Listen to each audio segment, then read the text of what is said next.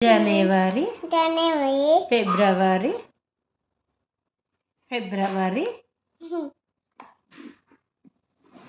February. Motion ಹಸ್ತಿನ ಮೊದಲು ಹೇಳು. February, February, March, March, April, April, May, May, June, June, July, July, August, August, September, September, September, October, October, also, October ಹೇಳು. October, Karnataka,